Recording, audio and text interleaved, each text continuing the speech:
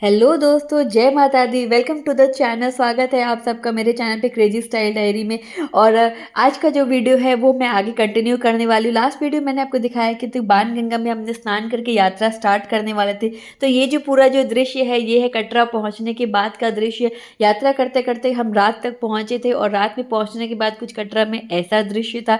तो पूरा video and तक जरूर देखना। अच्छा लगे तो लाइक एंड सब्सक्राइब जरूर करना। तो बाणगंगा में स्नान करके हमने खाया था, खाना ये लिया था मैंने आलू पराठा, दही, वहाँ पे कढ़ी चावल वगैरह सारे रेस्टोरेंट बहुत सारे हैं, वहाँ पे आपको मिल जाएगा जिसको जो पसंद था। दही कुछ ऐसा ही था बट आलू पराठा ठीक ठाक था। तो हमने पूरा सुबह का ब्रेकफास्ट किया और हमने डिसाइड किया ब्रेकफास्ट करके हम यात्रा स्टार्ट करेंगे। यात्रा स्टार्ट करने के लिए मैंने ली थी पालकी, क्योंकि मुझे जाना था पालकी से, क्योंकि मैं वॉक करके नहीं जा सकती थी, तो मुझे पालकी लेना था। तो पालकी के लिए हमने पहले ही बुकिंग कर ली थी और ये थे पालकी वाले भैया। इसके लिए मैंने 3150 3150 रुपीज़ मैंने पे किया था टोटल। और ये मुझे लेके जाने वाले थे ये भैया लोग। नीचे जो है बाणगंगा से स्टार्ट होता है, वहाँ से लेके भवन तक की बुकिंग थी मेरी। वहाँ तक मैंने बुकिंग की थी। आप चाहे तो अर्धकुंवारी तक भी कर सकते हैं, अर्धकुंवारी से अलग अलग भी जा सकते हैं, या फिर डायरेक्ट भी जा सकते हैं। अर्धकुंवारी से अगर आप बाणगंगा से अर्धकुंवारी तक जाते हैं तो उसकी भी 1850 यानी कि 1850 रुपीज़ है। तो इस तरीके से कुछ वहाँ पे चार्जेज है। ये आपको इस तरीके की पालकी मिलेगी अगर आपके साथ कोई एल्डर है या फिर बच्चे भी साथ में जा रहे हो और आपको अगर चाहिए कि आप पैदल नहीं जा सकते हो, तो ये भी आपके पास ऑप्शन है कि पालकी में आप जा सकते हो। कोई भी आपको प्रॉब्लम नहीं होती। बहुत ही संभाल के और बहुत ही अच्छे से वो आपको लेके जाते। कोई भी दिक्कत नहीं होती है, बिल्कुल भी डर भी नहीं लगता है, क्योंकि मेरा पहला एक्सपीरियंस था। तो यहाँ मैं अपनी पालकी के लिए रेडी हो गई हूँ। और बाकी जो मेरे फैमिली वाले थे वो सब पैदल जाने वाले थे, पैदल यात्रा करने वाले थे, और मैं यहाँ पालकी पे बैठ गई। उन्होंने अच्छे से पूरा सीट वगैरह लगा दिया था। एंड वो आपको पहनने के लिए एक कार्ड भी देते हैं, जो उनकी आईडी कार्ड होती है उसमें से एक कार्ड वो आपको देते। और आप उस पर एक बैग रख के या दो बैग रख के आप जा सकते हो। आप चाहे तो बच्चों के लिए स्ट्रॉलर्स भी ले सकते हो, जो कि पिट्ठू बोलते हैं, वो भी साथ में आप बुक कर सकते हो। सबकी टिकट आपको यहीं से मिल जाएगी। आपको पहले टिकट लेनी होगी, फिर आप जा सकते हो। उसका रेट वहाँ पे लिखा रहता है। एंड चाहे तो आप घोड़े वगैरह ले सकते हो। 1600 1500 के रेट के आपको घोड़े भी वन साइड के लिए मिल जाएंगे। तो आप जो चाहे वो ऑप्शन आप ले सकते हो। यहाँ से पालकी की यात्रा मेरी स्टार्ट हो गई है एंड मैं बाय करके सबको निकल जा रही हूँ। मुझे थोड़ा अच्छा भी नहीं लग रहा था, क्योंकि सबके साथ जाने में, पैदल चलने में ज़्यादा मज़ा आता है। तो इस तरीके से मेरी यात्रा स्टार्ट हो चुकी है। एंड बोलो जय माता दी। यात्रा के समय जो लोग कोशिश करते हैं कि कम से कम लगेज हो, बिकॉज आपको काफ़ी चलना पड़ता है, थकान हो जाती है, क्योंकि ऊंची पहाड़ है, पहाड़ों में आपको चलना पड़ता है। तो इस तरीके की यात्रा मेरी स्टार्ट हो गई थी और रास्ते में बहुत सारी दुकानें इस तरीके से आती है और आपको देखते जाओगे आप। बहुत लोग हैं, इतने सारे लोग जो माता के दर्शन के लिए जाते हैं, बहुत लोग जाते हैं। और ये मेरी फैमिली वाले जो मुझे कह रहे हैं जय माता दी। तो जय माता दी करते करते इस तरीके से मैं आगे बढ़ गई थी। बहुत लोग घोड़ा लेने प्रेफर करते, बहुत लोग पैदल जाते। पैदल जाना एक अलग ही मज़ा है, माता के दर्शन करना, पैदल चल के जाना। बट कुछ रीज़न से मैं नहीं जा पा रही थी। ये बहुत सारी दुकानें, यहाँ से आप स्टिक ले सकते हैं, डंडा ले सकते हैं, और आप प्रसाद वगैरह भी ले सकते हैं चाहिए तो। और रास्ते में रुकते रुकते भी आप जा सकते हैं, कोई दिक्कत नहीं होती। यात्रा के दौरान बहुत मज़ा आता है।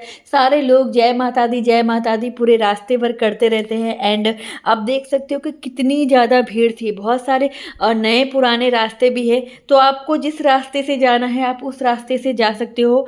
क्योंकि दोनों ही रास्ते में एक मतलब बहुत ज़्यादा डिफरेंस नहीं है, लेकिन दोनों ही रास्तों में मज़ा एक अलग ही है। आपको इतने सारे लोग मिलेंगे, इतने सारे भक्त और श्रद्धालु, छोटे छोटे बच्चे से लेके बड़े एज के, हर एज के आपको लोग मिलेंगे वहाँ पे माता के दर्शन के लिए जाते हुए। कुछ पैदल जाते हैं, कुछ घोड़े से जाते हैं, कुछ पालकी से जाते हैं। बहुत अलग अलग तरीके से लोग आपको रास्ते भर में मिलते जाएंगे माता के दर्शन के लिए। जय माता दी कहते रहेंगे। इतना अच्छा लगता है, बहुत ही ज़्यादा अच्छा लगता है। मैं फर्स्ट टाइम गई थी, ये मेरा पहला एक्सपीरियंस था, मुझे बहुत ज़्यादा अच्छा लग रहा था।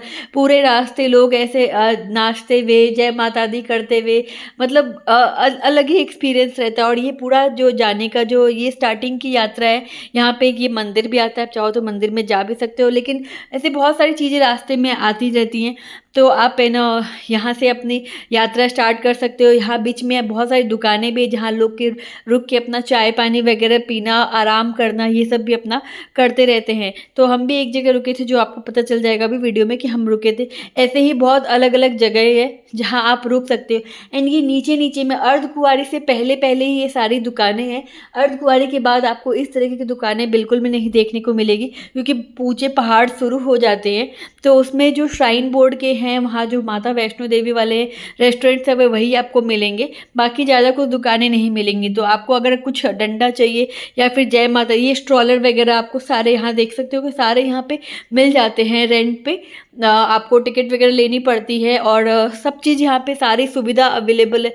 आपको कोई भी प्रॉब्लम नहीं होगी। जिस भी तरीके की सुविधा है, आप जिस भी एज के लोग के साथ जा रहे, अगर उनको कोई प्रॉब्लम है, सारी फैसिलिटी यहाँ पे अवेलेबल है।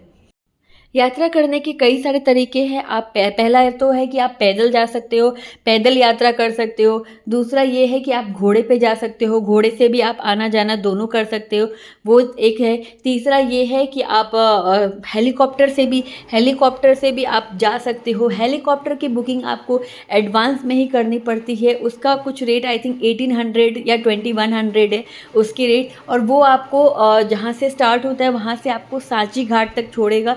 सांची घाट से आपको फिर घोड़ा लेना होगा या फिर पैदल 45 मिनट्स टू 1 आवर की जर्नी है, वो आपको करनी पड़ेगी। तो ये एक हेलीकॉप्टर सेवा है, इसके लिए आपको एडवांस बुकिंग ही करनी पड़ेगी। बाकी जो ये पालकी है या घोड़ा है या पिट्ठू है, ये आपको ऑफलाइन भी सारे में, ये ऑफलाइन में ही मिलते हैं। जो आपको नीचे बाणगंगा पे जब आप अंदर घुसते हो तभी आपको ये सारे फैसिलिटी जो यहाँ पे जो भी है विदाउट टिकट, मतलब विदाउट ऑनलाइन बुकिंग आपको ये मिल जाएंगे।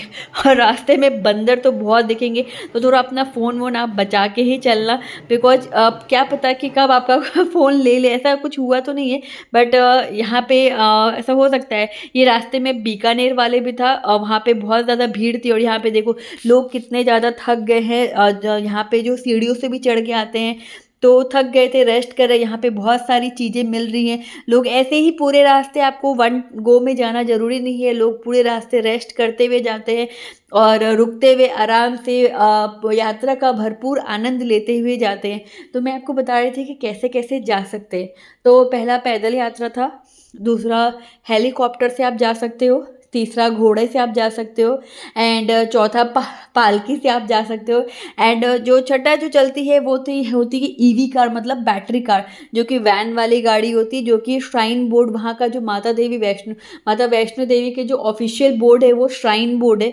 www.माता वैष्णो देवी आप जाओगे तो वहाँ पे आपको दिख जाएगा। वहाँ पे एक ऑनलाइन ऐप है जहाँ से आप ये सारी बुकिंग वगैरह कर सकते हैं। तो आप वेबसाइट पे जाके भी या ऐप से भी है ना, जो भी आपको बुकिंग करनी है आप वहीं से कर सकते हो।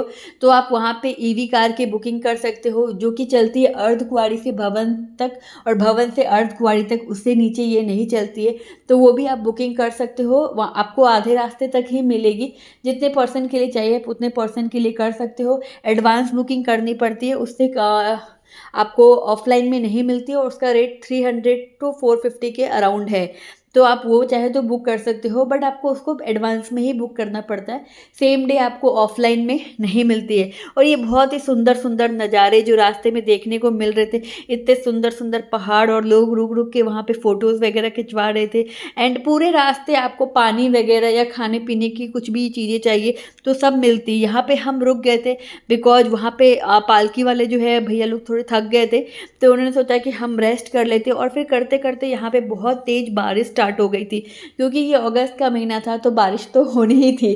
तो बहुत तेज़ बारिश वगैरह स्टार्ट हो गई थी। आप देख सकते हो कि आगे का जो रास्ता जो थोड़ा है वो गीला गीला लग रहा था। तो कुछ लोग भी यहाँ पे रुक गए थे आराम करने के लिए। एंड पूरा वेदर आप देख सकते हो, कुछ भी दिखाई नहीं दे रहा था, क्योंकि हम जैसे जैसे आगे बढ़ रहे थे हम हाइट पे जाते जा रहे थे, ऊंची ऊंची पहाड़ियों पे हम जाते जा रहे थे।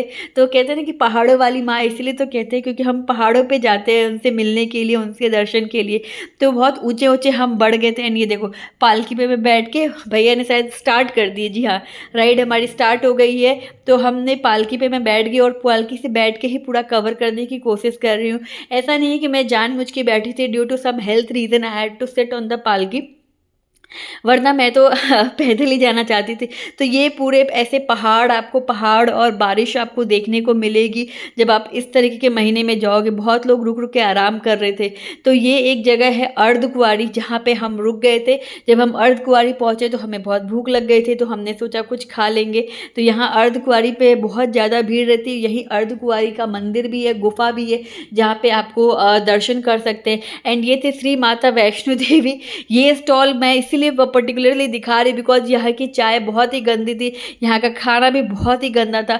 तो आप बिल्कुल अगर जा रहे हो तो सोच समझ के जाना बिकॉज़ यहाँ का कुछ भी अच्छा नहीं था। ये बिल्कुल भी बहुत ही बकवास थी और इतना टाइम लगता है यहाँ पे, बहुत ज़्यादा टाइम लगता है। तो इसीलिए मैंने आपको यहाँ दिखाया। और ये है अर्धकुँवारी, जहाँ पे आपको मैकडी वगैरह और ऊँचे-ऊँचे पहाड़ और भवन वगैरह सब दिख जाएगा। ये आपको दिख रहा है बोर्ड नीचे, यहाँ से कटरा नीचे वापस जाने का है। और ऊपर है ना, ये चरण पादुका है, अर्धकुँवारी और चरण पादुका। चरण पादुका की तरफ जाने का भी रास्ता आपको दिखा रहे थे। ये आरती वगैरह का है कि अगर आपको अर्धकुँवारी की आरती वगैरह अटेंड करनी है तो यहाँ आप कर सकते हो। एंड यहाँ पे बहुत सारी रुकने की व्यवस्था भी है अगर आप रुकना चाहते हो, क्योंकि आपकी जो बुकिंग होती है अर्धकुँवारी के लिए, जो आप गुफ़ा के दर्शन होते हैं जहाँ पे माता छिपी थी, ये वो गुफ़ा है जहाँ पे जब काल भैरव को जब मारने के लिए जब माता गई थी तो माता छिप गई थी 9 महीने तक। तो 9 महीने तक छिपी थी, ये वही गुफ़ा है, इसके दर्शन होते हैं। तो इसके लिए आपको 1 दिन वेट करना पड़ता है टिकट कटवा के, बिकॉज़ सेम डे आपको नहीं मिलता है। एंड देख सकते हो आप कितने भक्तजन हैं यहाँ पे, बहुत ज़्यादा भीड़ थी। एंड स्पेशली वहाँ पे बारिश हो रही थी, पूरा पानी-पानी हो रखा था, इसीलिए और ज़्यादा लोग वहाँ पे रुके हुए थे।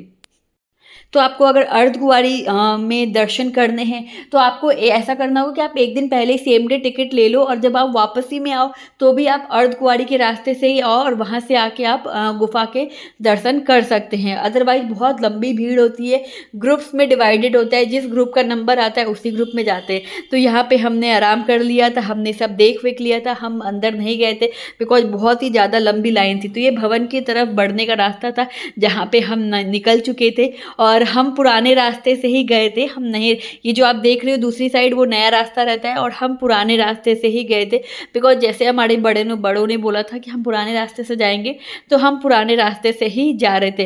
एंड यहाँ तक मैं आपको बता दूँ कि बिल्कुल भी मतलब पता ही नहीं चल रहा था कि हाँ, हमारा रास्ता हम कहाँ तक पहुँच गए हैं, यहाँ तक पहुँच गए हैं, और बिल्कुल भी कुछ आइडिया ही नहीं लग रहा था, इतना मज़ा आ रहा था। एंड ये हिमकोटी में यहाँ पे आपको दिख जाएगा डोसा पॉइंट। एंड यहाँ पे श्राइन बोर्ड है जहाँ पे रेस्टोरेंट्स वगैरह चलती है। ये माता वैष्णो देवी की ऑफिशियल रेस्टोरेंट्स वगैरह यहाँ पे भी हमने खाए थे। यहाँ की चाय अच्छी है, 8 रुपये में ही मिलती है, बाकी आप जगह लोगे तो महंगी मिलेगी, लेकिन श्राइन बोर्ड के जो भी रेस्टोरेंट्स हैं यहाँ पे ये देखो चाय 8 की है, बाकी सारी चीज़ें यहाँ पे आपको मिल जाएगी। पहले आपको टिकट लेना होगा, पैसे पे करने होंगे, फिर आप अंदर जाके यहाँ पे खा सकते हो। तो यहाँ पे पूरी आराम करने की, बैठने की, खाने की पूरी सुविधा है। तो यहाँ पे बहुत लोग रुके हुए थे और हम भी कुछ देर यहाँ पे रुके थे। हमने भी यहाँ पे कुछ खाया बिकॉज़ हमें बहुत भूख लग गई थी। तो यहाँ पे हमने चाय वगैरह लिया और जो भी आपको खाने के यहाँ पे सारी चीज़ें मिल जाती है, नॉर्मल जो खाने की चीज़ें होती है वो सब हमें यहाँ सब मिल गई थी। तो आपको भी ये रास्ते-रास्ते मिलेगी हर जगह। एंड बारिश की वजह से ये पूरा कवर हो गया था, कुछ भी नीचे का नहीं दिख रहा था। ये ऊपर का वेदर कुछ इस तरीके का हो जाता है, आप देख पा रहे हो, मुझे कुछ भी दिख नहीं रहा था। मैं कोशिश कर रही थी कि आप लोग को दिखाऊँ कि ऊपर से जब हम ऊपर-ऊपर पहुँच जाते पहाड़ों पे तो किस तरीके का नज़ारा होता है, बट कुछ भी नहीं। एंड यहाँ पे फिर हम जब रास्ते में ही थे तो हम एक जगह फिर रुक गए थे। हम रुकते-रुकते जा रहे थे एंड इस तरीके से पालकी वाले भैया सब आराम कर रहे थे। तो मैंने सोचा क्यों ना को थोड़ी क्लिपिंग्स वगैरह ले ली जाए, और यही सब तो यादगार मोमेंट थे मेरे। तो बहुत सारे लोग हैं जो है शरणार्थी श्रद्धालु है जो कि यहाँ पे आ रहे थे माता के दर्शन के लिए। तो ये यहाँ पे हम पहुँच गए थे और यहाँ से आगे जो जहाँ पे मैंने आपको दिखाया, यहाँ पे चेकिंग थी, यहाँ पे आपको चेक करवाने पड़ते हैं अपने बैग्स, और यहाँ से फिर हमारी यात्रा जो कि स्टार्ट हो गई थी। यात्रा के दौरान बहुत सारे बंदर वगैरह दिखते हैं, तो आप थोड़ा सावधान रहिएगा एंड पूरे रास्ते आप बिल्कुल आराम से जा सकते हैं, कोई भी आपको दिक्कत नहीं होगी। और यहाँ भी पोनी और पिट्ठू यहाँ भी थे। तो बस आगे चल के हम बहुत पहुँचने ही वाले थे, और थोड़ी सी दूर पे ही पालकी वाले आपको वहाँ पे छोड़ देंगे, क्योंकि उससे ज़्यादा उसके आगे वो नहीं जा सकते। और वहाँ से आपका जो सफ़र, जो पैदल यात्रा आपकी सफ़र हो जाएगी, जो कि आपकी 10 मिनट की रहेगी, उससे ज़्यादा की नहीं होती है। और वहाँ पे आपको ढेर सारे वैष्णो देवी, माता वैष्णो देवी श्राइन बोर्ड के बहुत सारे रेस्टोरेंट्स वगैरह, लॉज वगैरह मिल जाएंगे, जहाँ पे आप आराम से रह सकते हो। और वो अगर आपको रहना प्रॉपर है तो आपको बुकिंग वगैरह पहले ही करानी पड़ेगी, क्योंकि इंस्टेंट बुकिंग की कोई सुविधा वहाँ पे अवेलेबल नहीं है। तो एक रहने की समस्या जो ऊपर में है वो मैंने फेस की। तो वो एक मुझे लगी कि है ना, अगर आपको जाना है तो पहले से या तो बुकिंग कराए, या आपको सेम डे लौटना पड़ेगा। तो हमारी यहाँ पे यात्रा ख़त्म हो गई थी। पिट्ठू ने, पालकी वालों ने हमें मुझे यहाँ पे छोड़ दिया था, और यहाँ से मुझे पैदल जाना था। यहाँ से माता का दरबार आगे है, तो यहाँ से मैं पैदल अपनी फैमिली के साथ चल चुकी थी। और यहाँ आगे चलते चलते हमें ये इस तरीके के मनोकामना भवन, और यहाँ पे कई तरीके के आपको भवन वगैरह दिख जाएंगे, जहाँ पे आप खाना वाना खा सकते हैं, चाय ले सकते हैं। हमने चाय ली थी, और कुछ खाना भी खाया था यहाँ पे। कड़ी पकौड़ा, राजमा चावल, ये सब काफ़ी ज़्यादा फेमस है। टेस्ट भी सही रहता है और सही रेट भी सही रहता है। उसके बाद हम जब आगे बढ़े तो शाम हो चुकी थी, ऑलमोस्ट रात हो चुकी थी। और यहाँ पे भक्तजन लाइन में ऐसे लगे हुए थे माता के दर्शन के लिए। और ये आगे बढ़ने पे कुछ इस तरीके का नज़ारा था। और जो पीछे में आप देख पा रहे हो कि जो लाइट जल रही है लंबी, ये सारी माता का जो दर्शन करने का जो रास्ता है, जो मार्ग है, वो यही है, ऊपर की तरफ से जाता है। और इसी से आपको जाके भवन के अंदर जाने को मिलेगा, दर्शन करने को मिलेगा। तो ये पूरा रास्ता था, और ये इसके नीचे का रास्ता है। और यहाँ पे हम खड़े होके, यहाँ पे जो लोग दर्शन कर चुके थे वो यहाँ पे आराम कर रहे थे अपना। और क्योंकि वहाँ पे सोने की जगह बहुत ज़्यादा नहीं है, तो लोग कहीं भी यहाँ पे ऐसे बैठ के फ़ोटो वगैरह ले रहे थे, आराम कर रहे थे, क्योंकि इतने थक जाते हैं।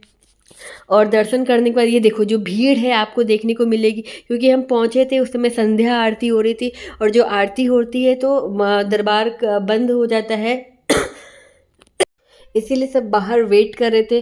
और जैसे ही आरती ख़त्म होती है तो आपको दर्शन करने मिलेंगे। और जो भी दर्शन करने के बाद जो शरणार्थी थे, जो भी श्रद्धालु थे, वो यहीं पे आराम कर रहे थे। और मौसम ऐसा था कि हमें कुछ भी नहीं दिख रहा था, यहाँ पीछे आगे क्या है कुछ भी नहीं दिख रहा था, और बस यही दिख रहे थे। क्योंकि आप इतनी हाइट पे है माता का दरबार, तो वहाँ से एक सिर्फ बादल ही दिखते हैं और कुछ नहीं। और ये सारे लोग हैं, और वहाँ पे आपको चेंज करने की जगह नहीं मिलेगी, ठहरने की जगह नहीं है। तो हमने बहुत मुश्किल से एक जगह ढूंढी, जहाँ पे हमें 70 रुपीज़ पर पर्सन के हिसाब से, पर आवर के हिसाब से चेंज करने की जगह मिली। यहाँ पे आपको वॉशरूम और है ना, नहाने की जगह मिल जाएगी, चेंज करने की जगह मिल जाएगी, यहाँ पे ठहरने की नहीं। क्योंकि हमको नहा धो के तैयार होकर माता के दर्शन के लिए जाना था, तो हमने बहुत मुश्किल से ये एक जगह ढूंढी और हमें ये मिल गई।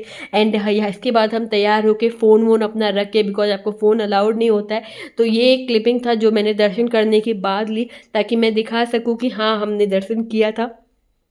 तो यहाँ से आप लोग जा रहे हैं दर्शन करने के लिए माता के दरबार में, हम भी यहीं से गए थे दर्शन करने के लिए। बहुत अच्छे से मेरे दर्शन हुए, बहुत ही ज़्यादा मन खुश हुआ और बहुत ही ज़्यादा अच्छा लगा। तो आप भी माता के दरबार में माता के दर्शन करने ज़रूर आए। माता हर मनोकामना पूर्ण करती है।